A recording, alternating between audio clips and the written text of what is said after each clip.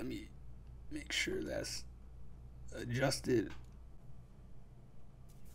I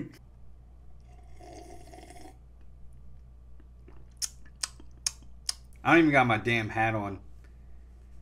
I guess hat reveal 1K subs.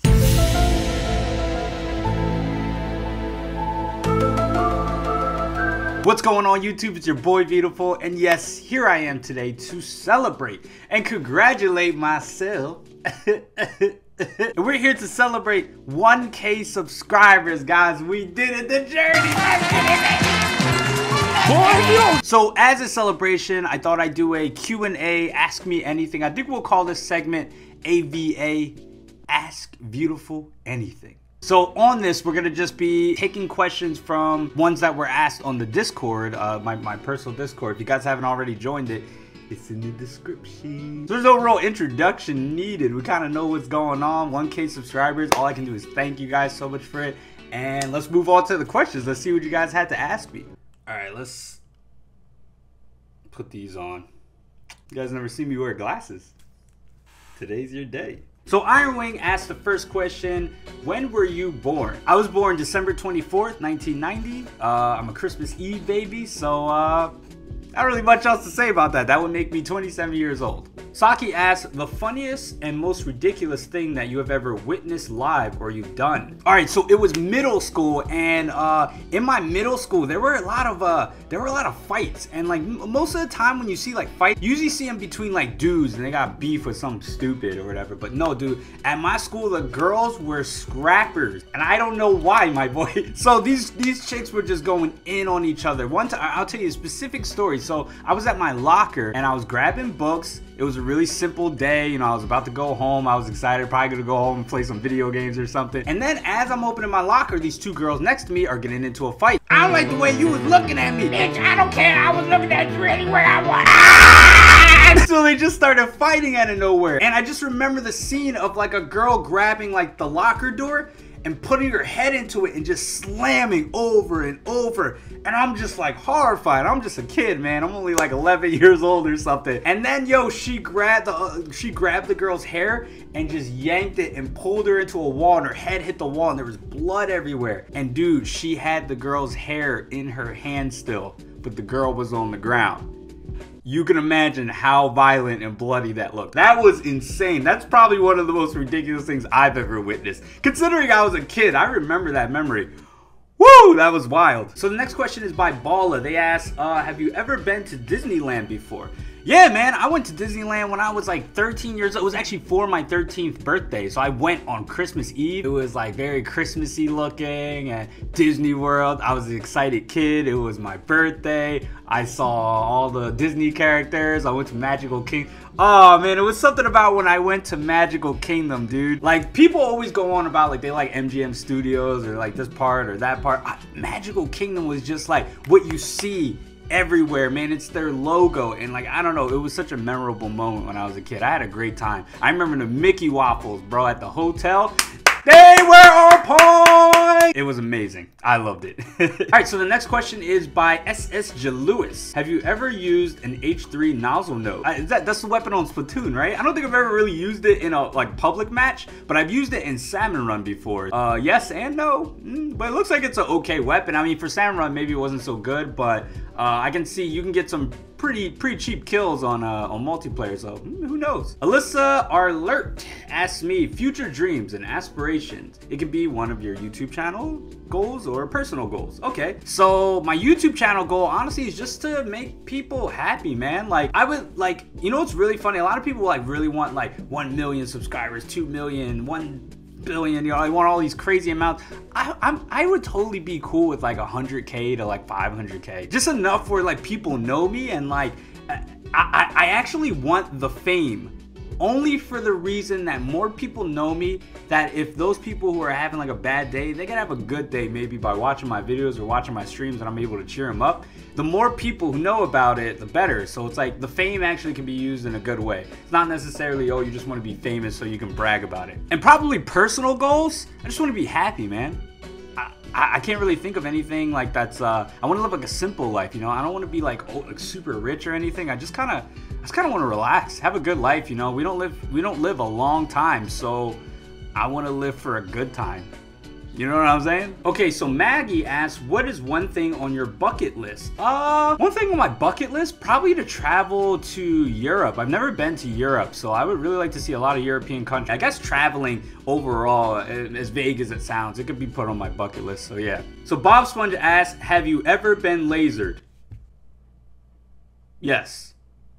Yes, I have. What's your scariest nightmare? So I had this dream when I was younger. I was stuck like in this mall, the shopping mall, and the shopping mall, I was stuck in Macy's. Do you guys remember? I don't know if you guys know about the store Macy's, but like I was in Macy's and like the whole mall was dark and I was stuck in like the women's aisle for some reason. And all the mannequins in there were like chasing me and like I was like terrified of I always thought mannequins were super creepy anyway, so then having them in a nightmare was even worse because I was by myself and I was a kid. And then I suddenly got like I got captured by one of the mannequins, and all the mannequins decided to tickle me until I laughed to my death. I laughed so hard I couldn't breathe and I just choked and died. Till this day, that might be the scariest shit I've ever experienced. Heavy Metal Coda asks, legit question, is cereal soup? Asking for a friend. I mean, what defines soup? It's a cold breakfast soup. I don't know, man. What do you want me to say? All right, next question. I Cook Fresh Rice asks, is water wet? I don't know, man. I guess so. There's been so many videos on that. Why is that a thing? Why do people care? Why are you asking me this? AT asks, what was the first obsession you had as a kid? 100% it would be Pokemon, man. Pokemon, I was obsessed with as a kid. I had the clothes, I had the toys, the games, the decorations, my entire bedspread, my entire room's like theme was based on Pokemon. I was truly obsessed with that show, dude. I loved it so much. It was like I like would dream every day that like I would wake up one day and Pokemon would be real and I would become a master one day. Like you know, the typical dream that every kid that liked Pokemon wanted. So I would definitely say Pokemon was definitely my obsession. You know, it's not my obsession now, but I can certainly say I definitely still love Pokemon. It's still a passion of mine today. Hunter D asks, what was the first console? I guess console you had when you were a baby? The first console I had was the original NES. I don't know if you're talking about a console that like specifically was mine, maybe not that I purchased but was given to me specifically, probably would be the Game Boy Pocket. It wasn't in color, it was just a smaller version of the original Game Boy and it could still play all the GB games. Walmart asks, why do you hate Contra so much? Contra was always just a really difficult game to me. I didn't get to play it till later on in life. I didn't play it as a kid. I know a lot of people did grow up with it. However, I wasn't one of those kids. So when I did finally play it, I was like, what the hell is this? And I only tried it for like 15 minutes and I was like, F this game, dude. I don't want to play Contra. The game's too hard, dude. I'm sure it's not that hard of a game if you grew up with it and you played it all the time. But to me, man, it was pretty tough. Sharp Darkness asked me, do you have a girlfriend?